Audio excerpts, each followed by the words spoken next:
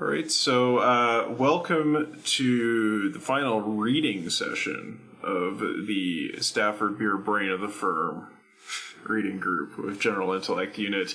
So we'll read the last bit of the book today, and then we'll have one more session for concluding thoughts to wrap things up. So I think that we left off basically at the start of page 391. So I'll just read the preceding paragraph and then we'll go from there because it has a little bit of a preamble. It starts with a block quote on 391. Reviewing the two preceding paragraphs, and apart from noting their author's uncharacteristic propensity to be shocked, nothing is clear beyond the absolute necessity to think in terms of entelechy rather than prediction, of realizing potential rather than concocting technique-oriented plans. Significantly, both Chile and India had ambitious national plans which failed. The Chilean case has already been reviewed. India had one of the earliest plans to fail in the free world, and this happened despite its having been directed by a man of brilliance. Mahalanobis, who might well have also been a saint. We must not minimize, therefore, the problem of choice in developmental technology, and the sense in which that problem is bound into the homeostasis of unfolding crisis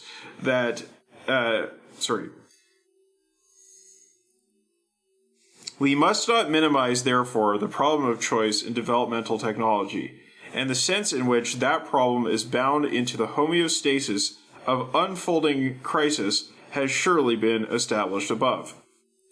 Then now, perhaps, is the moment to restore the balance, as the personal story of my own modus vivendi tried to do in Adumbration, by considering the sense in which any particular technology, in this examination called automation, may also be irrelevant to the problems of humankind. So then we go to the block quote. This sketch of an automated factory does not dwell lovingly on the colossal achievements of engineering, on the lines of transfer machines, on the huge electronic information handling systems. Perhaps we have congratulated ourselves enough on these advances already. The sketch is drawn at a deeper level. It is a picture of an industrial society undergoing a second industrial revolution, a society which has focused its attention on a particular and narrow manifestation of its own inventive ability in the belief that this manifestation, automation, constitutes the revolution. This is a society with a sense of unease, sometimes amounting to guilt about its own future, because it is creating for itself problems which it cannot honestly say it knows how to handle. Problems which have a significance deeper than engineering or economics can bestow. Further on, I am not attacking automation. I am attacking the apotheosis of automation. We constantly hear about the automative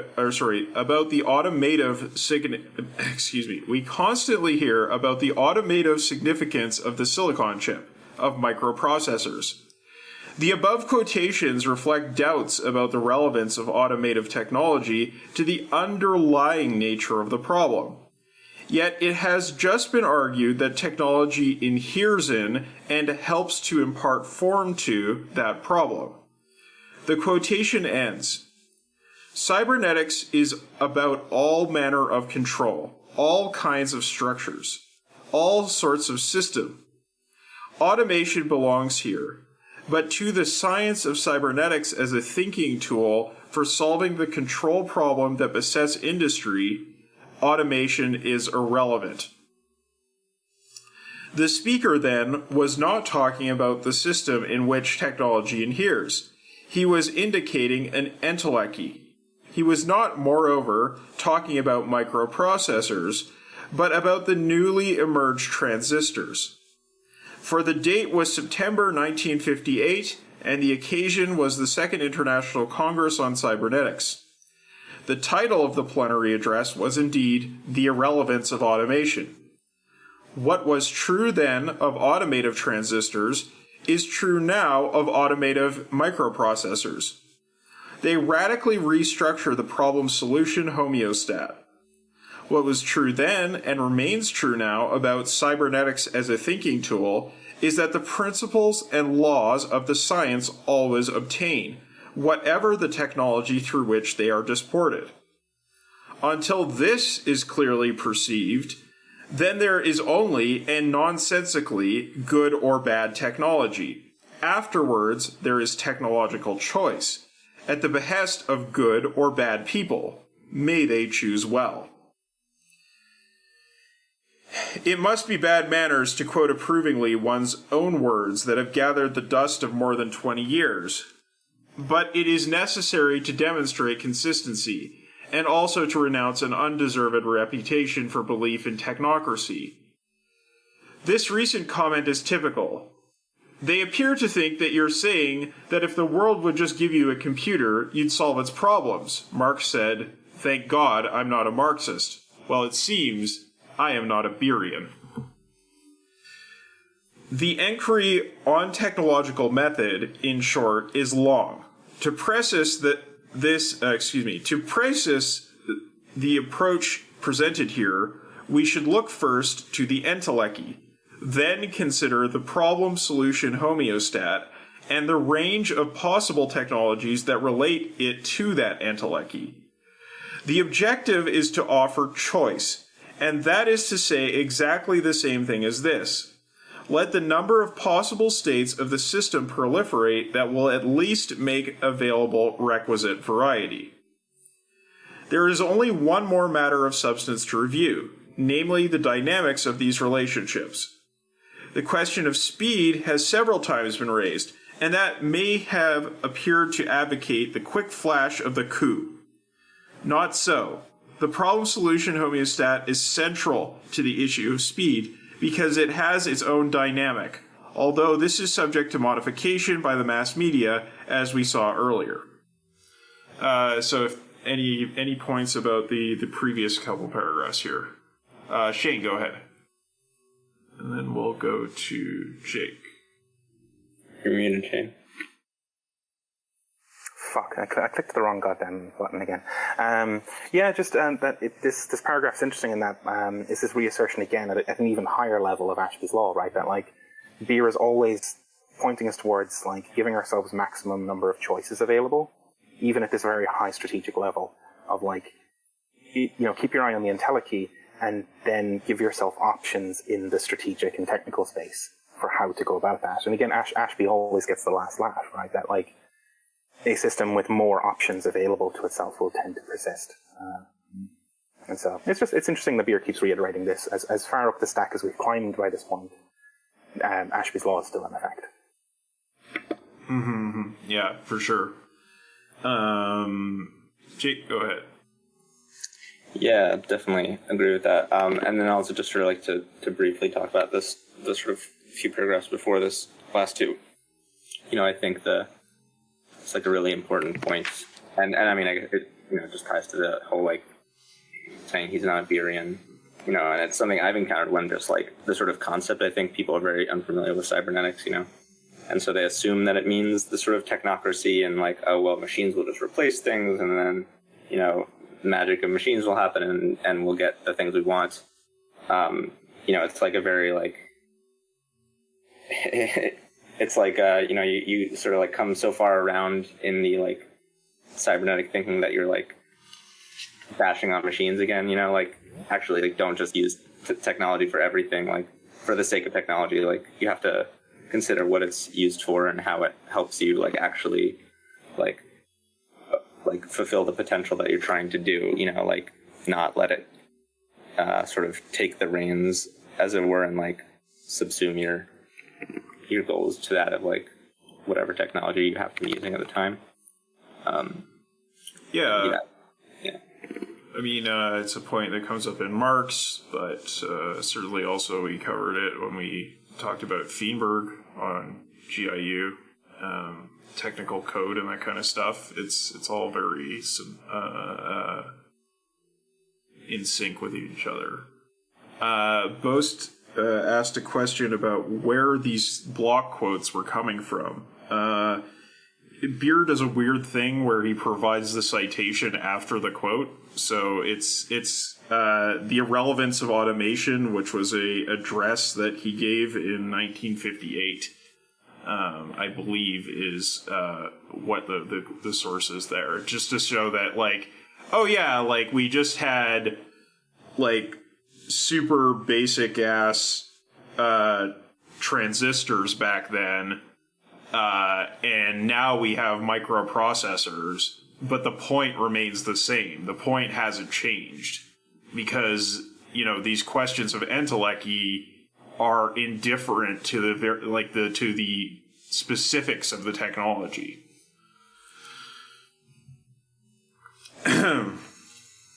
Okay. So let's continue then. Please consider this series of points. Number 1. The speed of events as perceived determines the rate at which the continuous cycling problem solution homeostat must work, if it is to be an effective regulator. Number 2. Most existing administrative systems in all kinds of institution have not been designed to operate at this pace and cannot adapt to it.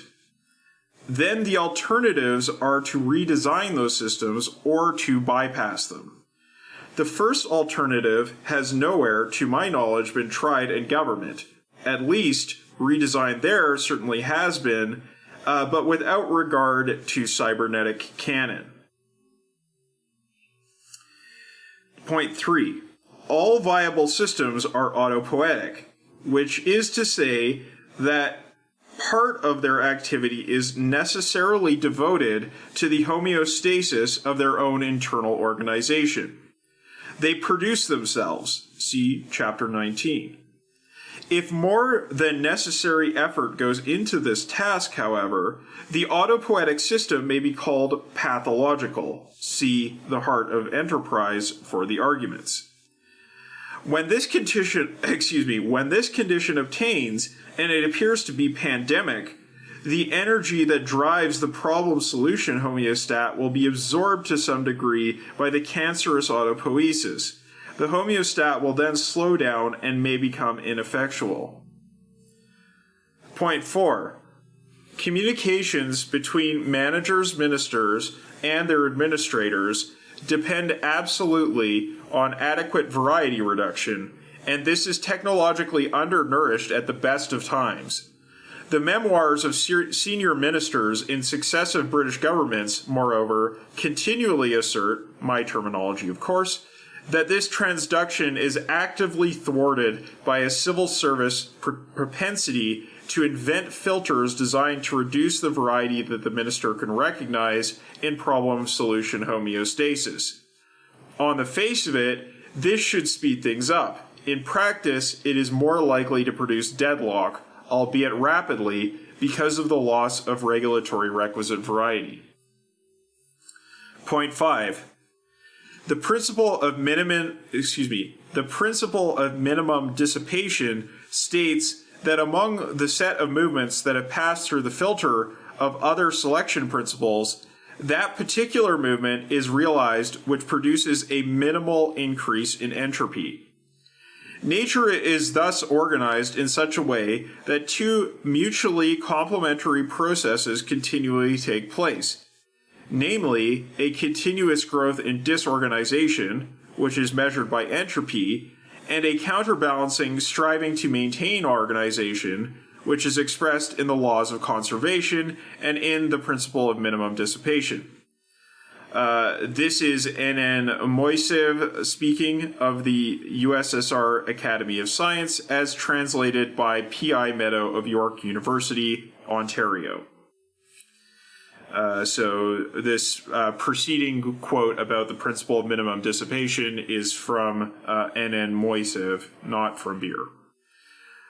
According to this principle, when it operates through the filtration system mentioned in the preceding point, we must expect a reinforcement of the tendency towards pathological autopoiesis.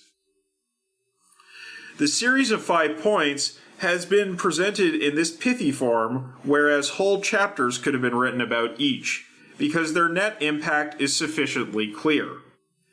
These are some of the interrelated cybernetic mechanisms that bear upon our capacity to do anything at all that will affect change, and the outlook is bleak, particularly in crisis mode. Ponderous theory is moreover borne out by instant experience whenever a new leadership or novel policy is installed. It seems to be generally accepted in the public mythology that there is a honeymoon period during which all is sweetness. Give them a chance.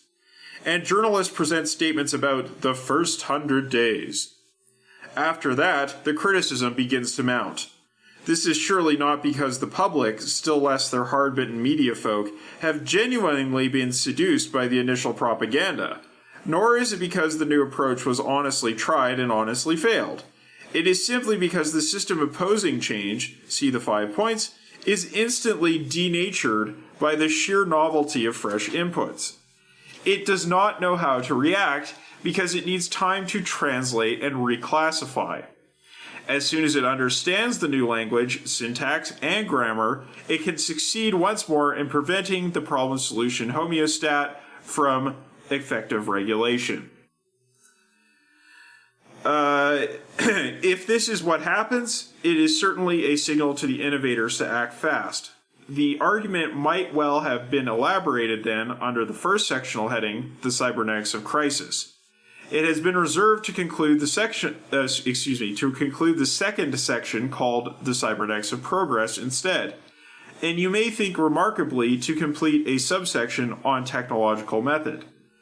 This is by no means an oversight. Please consider in just this context a strong and contentious issue as it was manifested in Chile. If we denounce technocracy, if we put human values first, if we look preferentially to cybernetic principle rather than to technological convenience, then maybe it was a mistake to bother with electronics and computers and futuristic-looking operations rooms. Perhaps these were merely frills. After all, the basic success was due more to organizing structural variety than to anything else. In that case, a final chapter called Prospectus should discount the technological element and concentrate on people first and people structures second. New paragraph. This previous paragraph has weight and should stand there on its own for due consideration. It was a very good case to make, and my own psyche leans towards it. Nevertheless, on balance, I disbelieve its humanistic promise.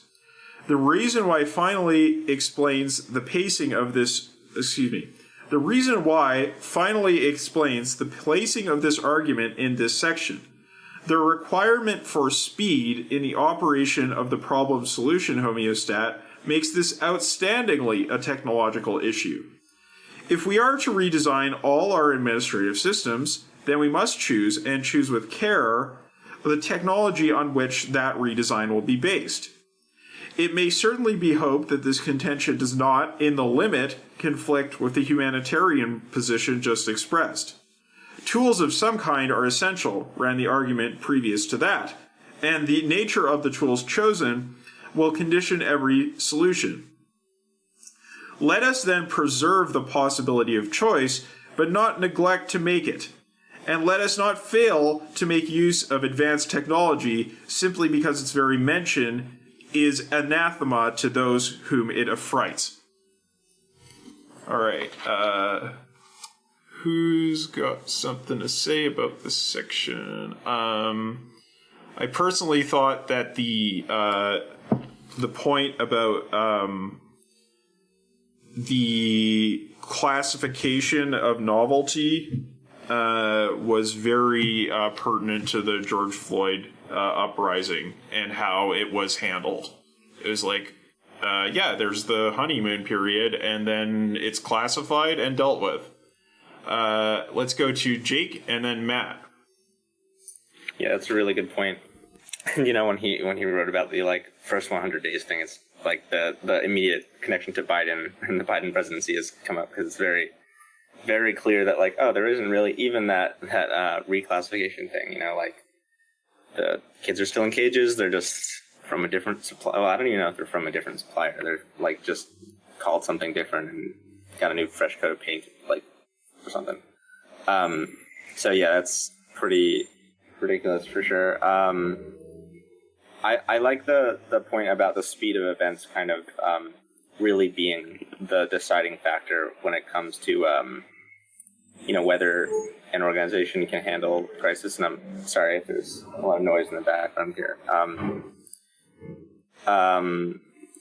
Yeah, it's it kind of goes back to the like when he talked about the sort of model of systems in crisis, where the time limiter, or the fact that everyone is encountering the crisis at the same time, and that time is happening, is like the limiter on how a system can deal with it. It's like you don't have infinite time to just wait and slowly deliberate using the old methods or whatever methods exist. You have to like figure out if like things aren't if your system's not set up to handle like the necessary discussion, right? Like if there's, for example, not like some ability to call like emergency meetings of leadership, it's just like, oh, well, we have to wait until our next meeting in a month to discuss this. And it's like that you'll be so incapable of handling crisis, But if you're able to, then it becomes a lot more possible, although it definitely still puts a lot of strain on the people who are trying to deal with that. I know I've encountered this in my own organization. Recently just had a meeting run an hour over time last night because the people weren't able to I don't know if it was the requisite variety wasn't there, right? Like people didn't quite grasp the necessity of intervention needed or what. But then once they did, then it's like, okay, now let's keep talking for an hour to deal with this, and let's also have an emergency meeting on Sunday and next week when we were normally supposed to meet. So it's I'm glad people are dealing with it, but it's frustrating when for myself it's been frustrating to try and get people to deal with problems before they become crunch time, but then it's they don't really take it seriously until it gets to that point, and then it's oh well, let's take it seriously, and I'm ugh, this so it's a frustrating thing, but kind of points to the whole requisite variety, I think, where it's easier, especially if there's not that requisite variety, for people to be well, how serious is it really? How much do we really need to deal with it? Probably not much, because there's just some small number of things that were on the agenda or things that were reported or something, and then you kind of get the right people in a virtual room together or whatever, and you're oh well, actually the scope of it is kind of larger than any of us had realized, so maybe there was some failure on my part to communicate that requisite variety, but yeah, I don't know. I guess I'm more just talking about my own experiences rather than this point. But I think the point about needing to have quick communication and decision making is really tied to the technology. I think that's I guess thinking about it more, it could be kind of why I know a lot of my organizing stuff happens just via Signal, because it is a really quick method of communication, and it's very easy technologically, so there's low barrier to entry, and it's very quick, but it has these problems associated with it, the sort of the shape of the technology itself shapes the nature of the solution, and it kind of is one of those things that cuts down on variety pretty big, because you only really see the things that can be typed up on your phone and that are that have happened since the last time you looked at it. Anything before then is basically just lost to time, even if it's not technically lost. It's just so ethereal. So that's definitely a problem that I've encountered, and one that is really worth considering, these things that Beer brings up. Yeah, one interesting point in that regard is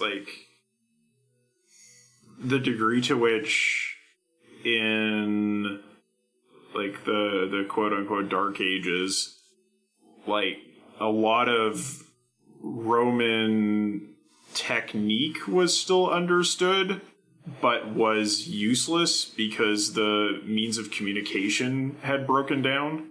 So, like, it's like, well, we could do things the Roman way, but the Roman way was designed to operate according to, like, this ability to coordinate across the empire, and that doesn't exist anymore. So we're going to have to do something different, which is typically to find innovative ways to pillage what the Romans built.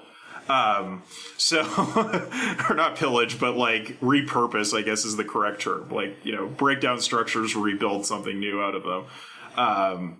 But yeah, that was just based on the speed of communication was the primary determinant there, more so than anything else. It wasn't because people suddenly just like forgot everything that happened, 100 years ago. Okay, let's go to Shane and then Matt. Yeah, I really like this bit towards the end here where Beer kind of lays it out that like we should be focusing first and foremost on the people structures, like the social technology. Like ultimately, this ends up not really being about technology at all. It's about the social organization. But then, so the principles of cybernetics point us in that direction, but they also tell us that speed is extremely important. And so we need to use technology to gain appropriate speed or appropriate variety. And so then we choose the technology. We sort of firstly leave our choices open at the technological level, and then choose the technologies that help us out with regards to speed and assisting in the structure of the organization that you've got. But yeah, just kind of riffing on Jake's point, right? Like, I mean, this is kind of a problem, right? With especially this tendency to like in contemporary organizing to just lean on things like Signal or Telegram or Slack or Discord or whatever, because they're things that are immediate and easy and like everyone's familiar with them, but they may not in fact actually suit the solution at all. And so you end up with your human organizing efforts actually being shaped by the tool. It's like your hand is changing to fit the tool rather than the tool changing to fit your hand.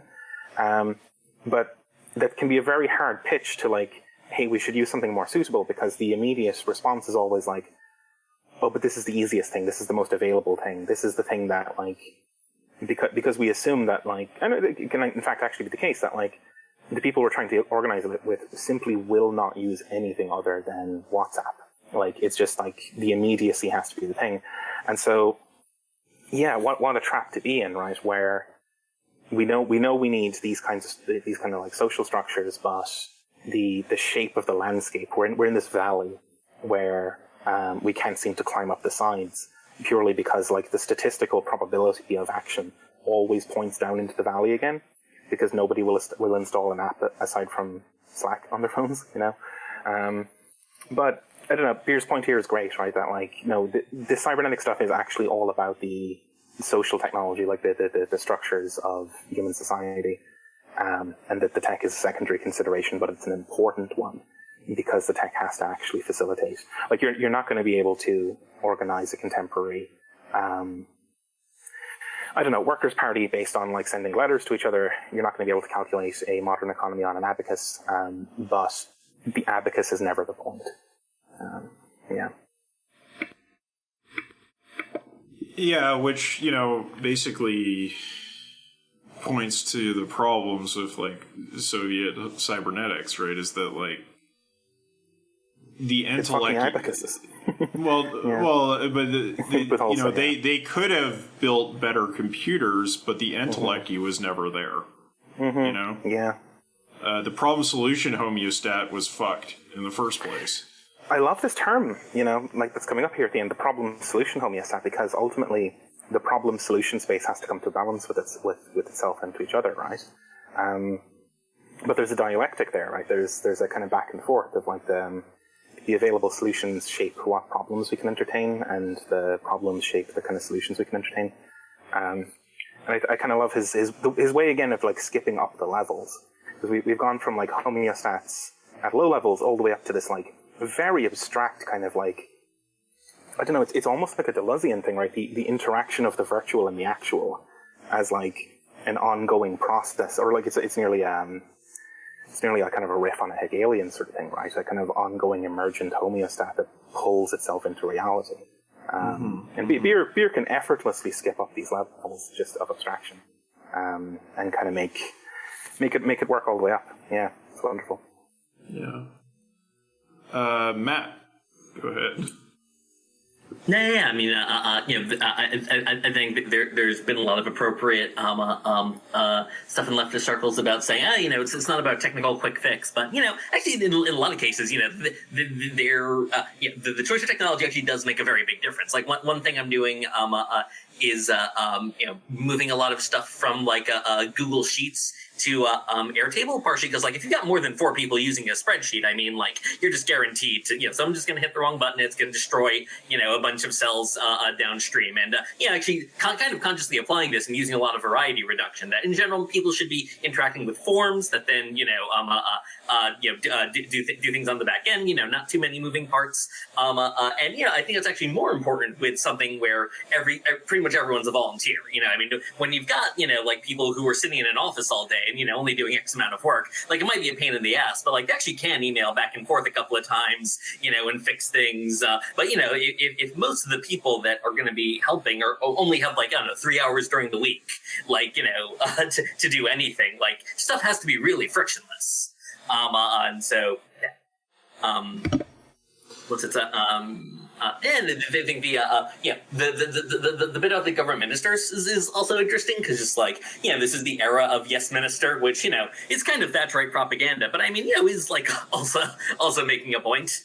And the variety reduction actually is important. I mean, it's not even just ministers or like, or that the high level civil servants are hiding information. It's that they actually do need to filter it in some way. And so, like filtering it in a way that actually allows, ministers to make the kind of policy decisions that, they want to. I mean, like it's complicated. Also with like contrasting like the Soviet cybernetics versus like like the cyberneticians and information theorists in the U.S. I mean, like they actually did like get the intellect. I mean, Eisenhower actually like really he really liked ARPA, and he became its personal patron. The American research establishment and bureaucracy hated ARPA for the exact same reasons that the Soviet ones didn't like Glushkov and his whole thing. It's just that for one, I mean, they actually captured the intellect of the organization to one degree or another. But also, I think and that raises some interesting questions of how do you actually shift intellect for a large organization? I guess to some degree, I mean, courtier games actually kind of are part of it if you don't really have like a democratic base. Mm-hmm. Right. I mean, those are sort of the two different ways to go about it traditionally, right? Is either you do reform from above or you do reform from below. All right, Bose, go ahead. So I'm going to take the privilege that since we're kind of getting to the end of this, opening ourselves up to more like long rip moments. When he was like going through those the points that he was mentioning, and when he was talking about pace, it gave me a lot of flashbacks to the socialist calculation debate, because the whole idea was just like we want to get the right price, right? And we can either have this ad hoc calculation mechanism in the market that's always going to be churning and creating prices, or we can have that ad hoc computer system trying to keep up and create prices before they occur in the market. And it's interesting to me because I feel like that has a parallel with not just like the state regulating prices, but how any control system works where like one person has to control multiple people. So like, let's say that I'm in charge of 5 different people.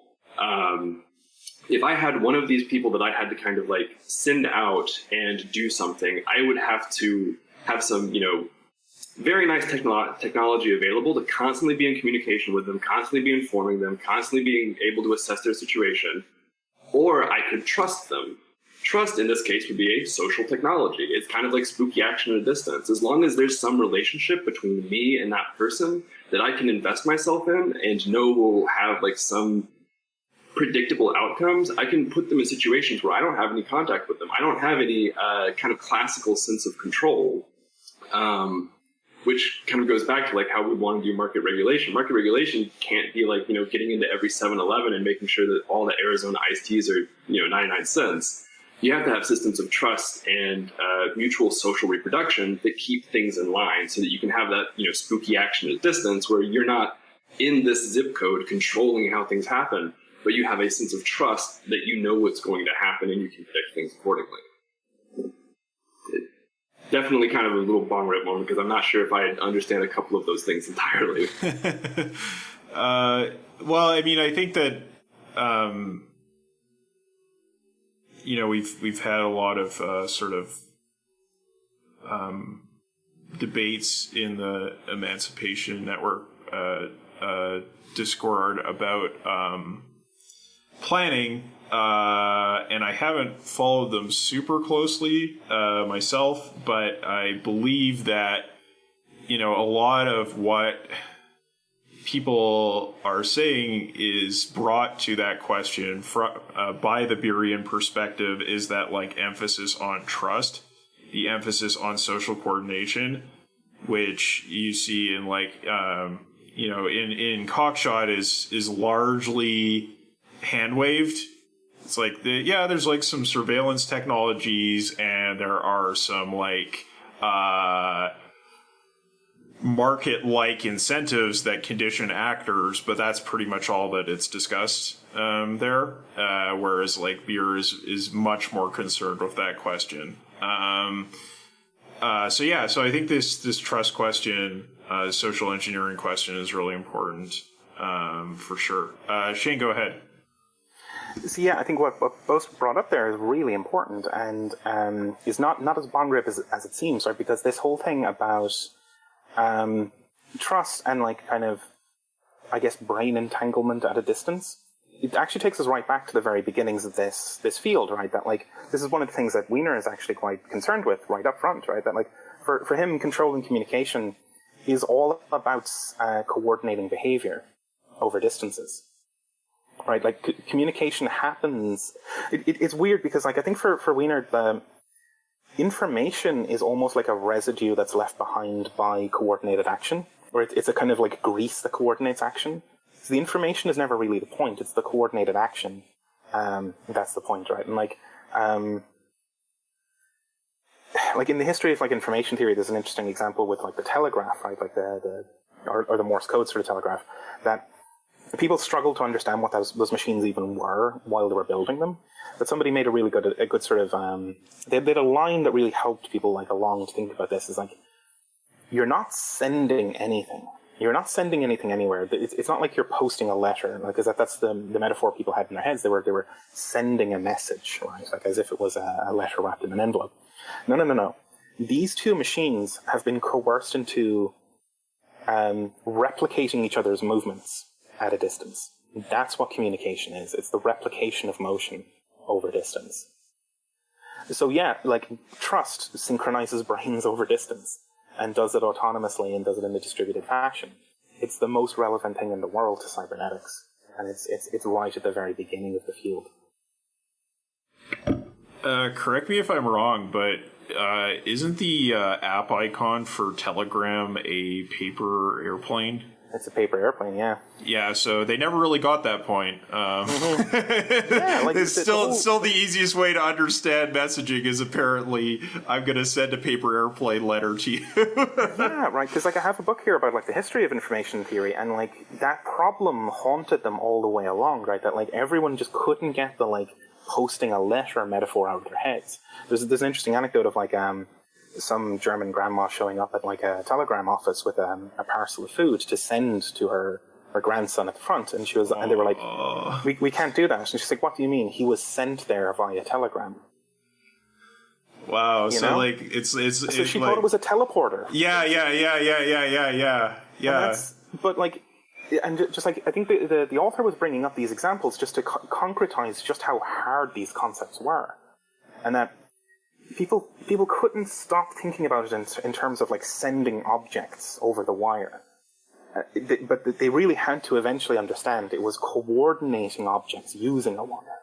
That's what it was really about. Mm-hmm. There was no movement as such. It was just weirdly, these two distant machines are behaving in such a way that one of them replicates what the other is doing, and so they're basically coordinated. It's like a dance, like a tango or something.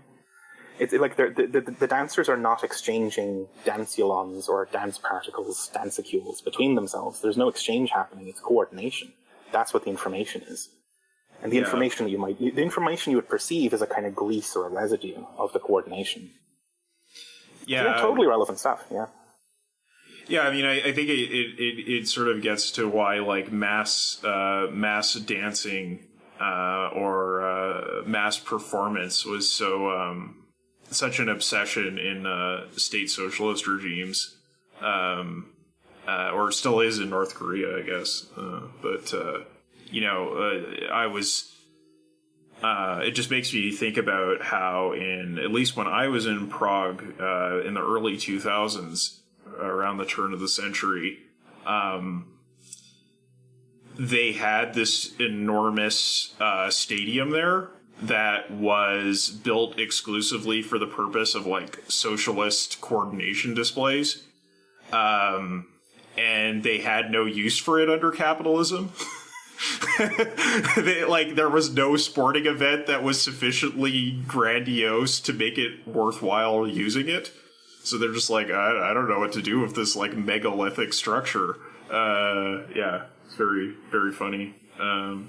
Apparently North Korea has the largest stadium in the world in order to perform its like incredibly elaborate coordination displays. So it's an interesting point. Okay, let's wrap it.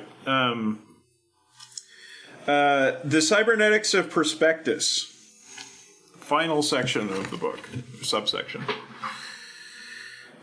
Cybernetics, remember, is the science of effective organization. The question arose when this chapter was planned. What is the effective organization of a prospectus? The provisional answer was to say, list all the questions to which the Chilean experience gives rise and try to answer them on the basis. This we learned how to do better next time. It turns out that not a single question can even be clearly formulated, much less answered, without specifying an attendant set of circumstances in great detail.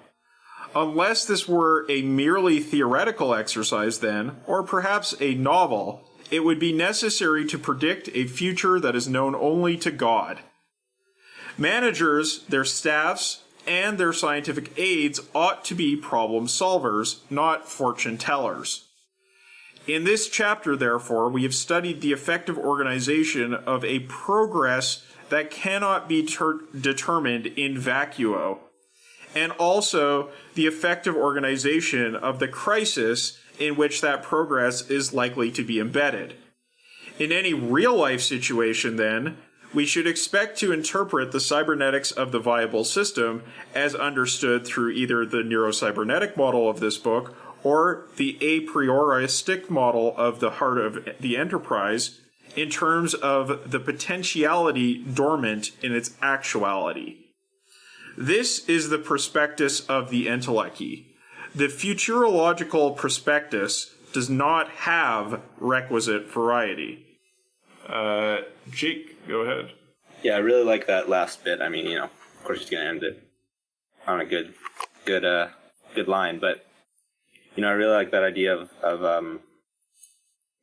kind of coming to the understanding of what it means to sort of fulfill the soul of the organization, fulfill the goals that people have in mind when creating it, and the reason why they stay together in the organization as a product of the things that it does and the information that it has on hand, and not some like future, here's what we're going to be going towards. And of course that means that anything we do is by definition going towards it, and we're going to get there eventually. Just trust us, guys, which is so common among organizations generally, I guess you could say, but for sure, like among attempts to create like a socialist future, communism or whatever. So it really again is that kind of sober reflection of we need to bring together the things that we have and the knowledge that we're gathering, the information that we have, and the humans that make up this like organization, you know, and kind of like get from them the sort of what it means, what the organization means, and it also goes back to the sort of quote of the point of a system is what it does. You know, it's like the sort of entelechy of the system is the entelechy of the people in the system. You know, I think is maybe a good way of saying it, or at least that's kind of how I'm understanding it. Yeah, I don't know. Good. This is definitely the longest reading group that I've been in, but I think it's really helped me learn a lot about this book. I feel very much like I've got a better understanding of it from this like really deep reading. So. For sure. Shane, go ahead. I think it's kind of interesting, right, that like Beer says that like going into this chapter, trying to write it, he was trying to do the whole, hey, look, this is what we learned how to do better next time. Which I think is the thing on the Emancipation Network, we get up to this shit all the time, right? Like reading Revolutionary Strategy or whatever. But in the wider, like, Marxist left, it's a lot of this dwelling on, you know, who exactly had the right line, or was Kautsky really an asshole or whatever, this kind of shit. Like, and then Beer kind of concludes that, like, there wasn't much we could really draw from it because everything is contextual in its own context. And I don't know, like, that's just another phrasing of, it gives more sort of clarity to my niggling sort of worries about the amount of effort we expend on trying to, like, work out who came off better in some exchange of letters between Russian prisons or whatever, this kind of bullshit. We would be better off making ourselves better problem solvers in the moment rather than, like, getting a catalogue of problems that went wrong previously with the hope that they would work out in the moment. But having said that, like, the only way Beer could come to that conclusion was by trying to look at the problem. So it's not like it's a total waste of time either, but just like re-emphasizing again at the end of the book, you got to be adaptive in the moment and actually be good at solving problems. It's much more like a jazz improvisation kind of problem, right? You're not going to be memorizing the sheet music for the orchestral performance. You're going to be learning how to improvise well in this key and with this set of instruments. Also, you know, what have I been saying all along? Ashby gets the last laugh. The futurological prospectus does not have requisite variety. He gets the last line of the whole fucking book. Yeah, I mean, I am currently sort of like working in the futures world, and this point obviously haunts the entire field, right? That, well, whatever futures you come up are not going to have requisite variety. It's just not possible. So I think that what we can do with futures, or with utopias for that matter, such as, you know, like plans for, constructs for socialist planning, is try to better understand the potentiality dormant in the actuality. That's the best we can do. Because, like, our response to a situation is largely conditioned by our imagination, and our imagination is based on a combination of our perception and memory. So I think that's why people are obsessed with going back to the early 20th century and looking at, you know, which of the Bolsheviks was the good one, or whatever, because memory is a big part of the framework we have to work with this. It's a big thing that informs our imagination. Like, you know, Mike Duncan's most recent episode of Revolutions, as of this recording, was the one about Stalin's bank robbery shenanigans. And it was like, listening to a detailed account of that was quite interesting as far as like, well, where did all this go wrong? Because the usual story we get is like, Stalin was a bank robber. And it's like, okay, cool. And that's the end of it. Like, wow, what a badass.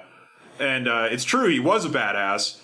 He was really good at bank robbing. But the thing was that it didn't matter.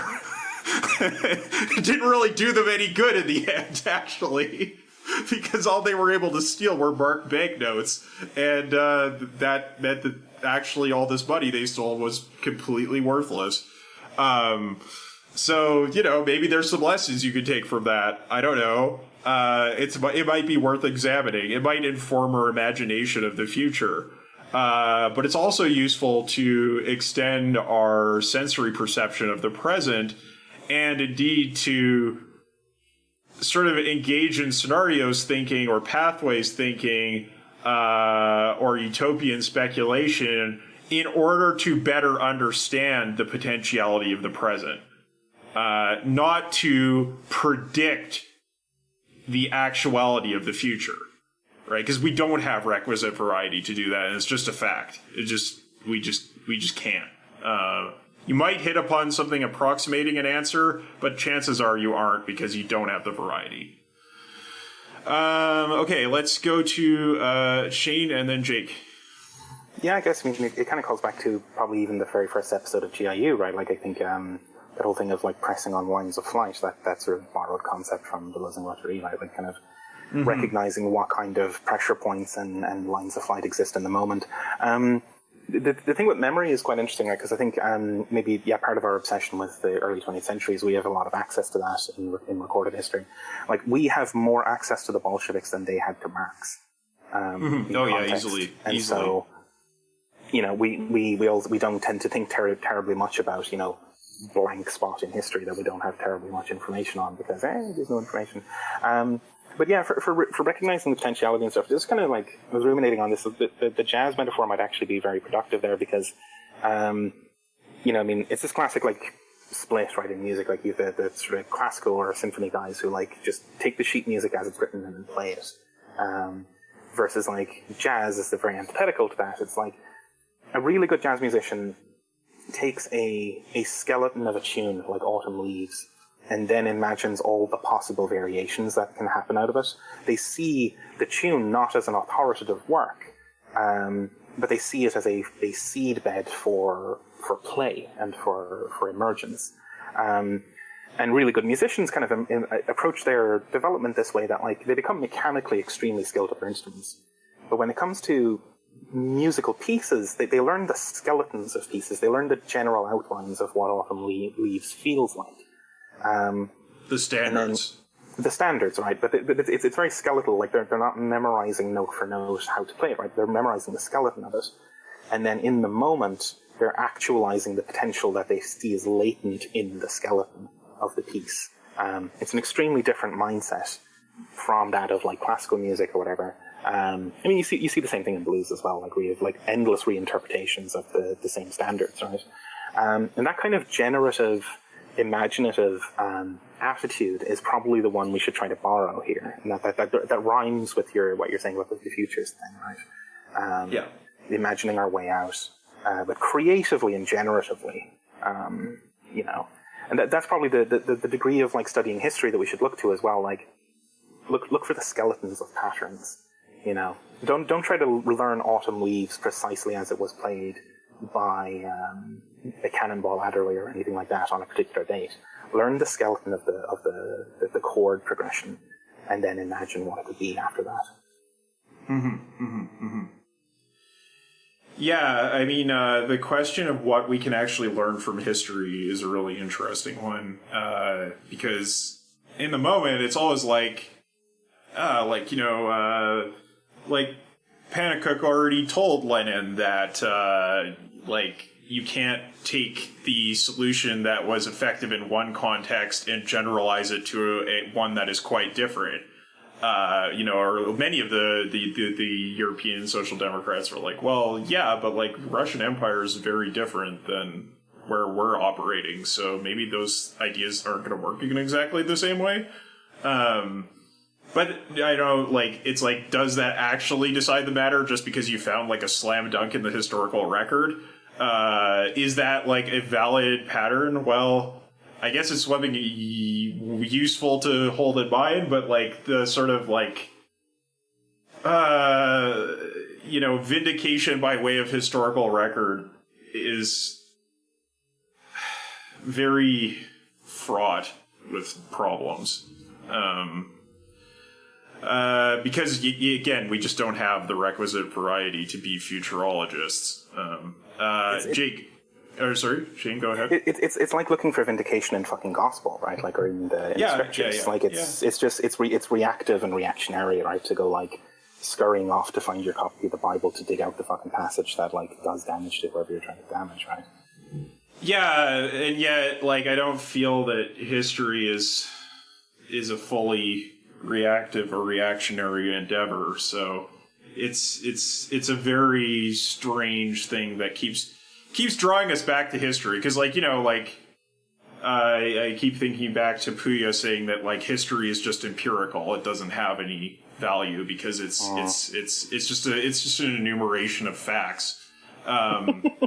Like, only the historiography has any value, and the history is kind of useless. And it's like, yeah, but, like, history's really compelling, though. Mm-hmm. Like, history, like, really fires up the imagination in interesting ways. Anyway. Let's go to Jake and then to Matt. Yeah, no, I think you're very right. Like, I think that is one of the main benefits of history, is sort of that imagination. And, the further, like, the closer you get to, like, the current day, the more useful it is, and the less you could start calling it history and more just, like, current events, right? And then it kind of takes on a different connotation because there's an assumption that, like, you're kind of still within the same sort of,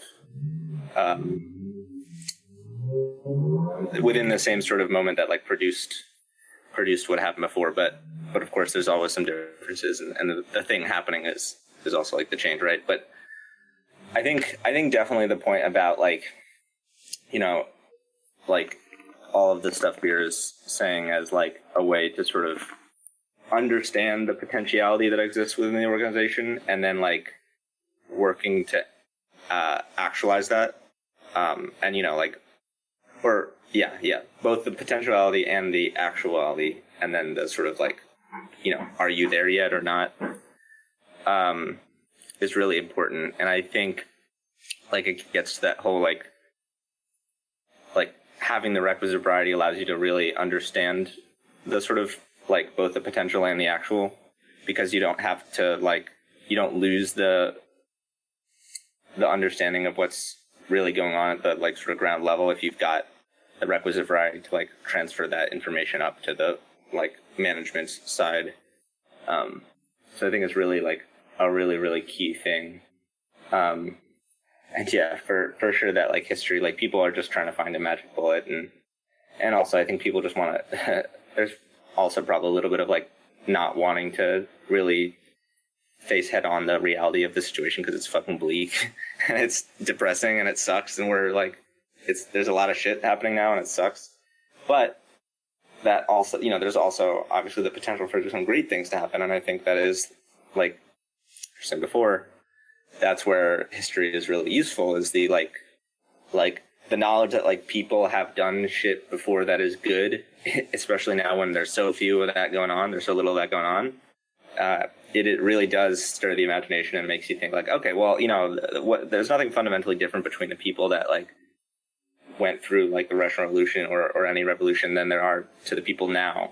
So, I think it's for people, especially, like, people who are newer to the left, it's, like, a really good way of, like, breaking through that kind of capitalist realism or, like, sort of depressing nature of our reality, to be like, well, actually, like, look, people have fought and won before, even if it didn't work out in the long run, like, that still means we can fight and change things now, and we won't fuck it up like they did before, right? And part of it is studying that history to know what they did wrong, but again, like Beer says, and like it has been brought up, it's of limited use to really, like, the closer you look, and I think especially the more you're actually concerned with, like, really trying to change things with an understanding of, like, you're not just like, theoretically, how would we change things in the United States? You know, that's a much different question than like, all right, I'm trying to change things and I've tried this way and it didn't really work. Like, what is another way we could try it? Because that ultimately, like, you have a way of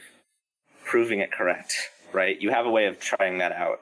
Like, you try it, you like do it. And if it works, then you were correct, right? You know, it's like, ultimately reality is the like ultimate, barometer, you know, like you can be as theoretical and as theoretically correct. You can be correct in theory all you want, and then if it's not correct in practice, right, then, I mean, plenty of Marxists have talked about this sort of praxis, you know, which is where I think, like, studying more, like, sort of revolutionary theorists is useful, because there is that aim of, like, actually trying to do it and actually trying to enact it, you know, which is where they sort of, like, there's a little bit of a break or a little bit of a difference between the sort of, like, just history for its own sake, and then, like, history as, like, you know, a set of practices and things that people tried in their context that you can take stuff from. And I mean, yeah, I don't know, I'm not saying that, like, history's not good or anything like that, but just that it's worth taking it all with a grain of salt and, like, being more concerned with trying to do things now in our context. We need to try things in our current context and not just think like, well, how would it have been different if they had done that in their context? Or like, what if we tried the same thing they did? Because guess what? It's not going to work. Like, there's no, you know, universal path to emancipation, right? It's like, it's particular. It's all particular. And that's frustrating for people that want an easy answer, which I think is everybody. But that's just the reality of the situation. You know, that's the reality of the, like, almost endless variety that we exist within, is that it's something new that you can never predict, and to try and predict it is not going to get you anywhere. I mean, it's just going to get you, and you're just going to be wrong. I mean, that's fine, but it's just not going to be right. Well, it kind of makes me think about, like, it's very interesting that, like, Marx simultaneously put a prohibition on, you know, speculation about the future, and also, like, in the 18th Brumaire, attacks the reliance on the poetry of the past and says we need to use the poetry of the future. So it's a very it's a very complex situation we find ourselves in. Marx had ADHD, so that kind of flip-flopping makes perfect sense to me. Yeah. Like, yeah. We shouldn't LARP you know, past revolutions, but we also shouldn't just, like, make a predictive blueprint for the future because we don't have requisite variety. So that puts us in a curious position. Matt, go ahead. Yeah, I mean, I think it's fair to say, revolution isn't tic-tac-toe or blackjack, where, you know, like, yeah, you sit down at the blackjack table, like, it is a solved game. Well, like, there is an objectively right move to make. I think it's fair to say we don't have that formula yet. And, you know, I think when it comes to history, I mean, I think it's a good hypothesis generator. You know, I mean, it's a good way to see, you know, well, this outcome is possible. You know, I mean, let's look into, you know, like things that are like that, and you know, if there's like something that's kind of specific that, you know, we've seen happen before, like you know, I mean, the weak point of the whole Chilean thing was the whole, like, you know, actually keeping power part. Well, you know, and so maybe trying to reverse engineer, you know, the successful revolutions that, you know, whatever else they did after they seized power, they didn't actually seize and hold power. You know, like reverse engineering like those things, and, you know, like with an eye to reverse engineer, like not just to, you know, like copy like the exact things they did. You know, like what, you know, laws of motion can be derived from how these things have played out. Sure, we sort of see that with Beer's discussion about the categorization and reaction to novelty in a crisis. I think that's going to do it for the reading today. Woo-hoo! We made it. For the book, we finished. Congratulations, everybody. Hooray. Almost a fucking year. Like, almost a year, yeah. I think we've given Tom a run for his money for long reading groups. I think he doesn't get to lord that over us anymore with, like, long-running reading groups. That's right. It's true. It's true. It's very true. Thank you. Next session will be thoughts on the book in general. So to prep for that, just kind of maybe, I don't know, reread the section intros. Maybe try to just jot down some thoughts, and we'll have a talk because there's a lot there. Listen to all the discussion. So it's no.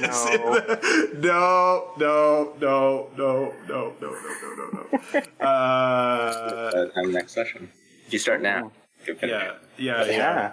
But anyway, you might want to listen to the section summary discussions. That might be useful. See you next week, and thanks for participating once again. Wonderful. Thanks, everyone. Bye-bye. Bye, everybody.